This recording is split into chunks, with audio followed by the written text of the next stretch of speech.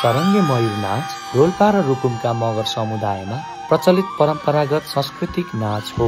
यस नाचमा सहभागीहरूले मयूरको सुन्दरताबाट प्रेरित भई मयूरका प्वाखबाट बनेको जसलाई गर्रा भनिन्छ, उक्त गर्रा ढाड पछाडि लगाएर हातमा लट्ठी बोकी नाच प्रस्तुत गरिन्छ।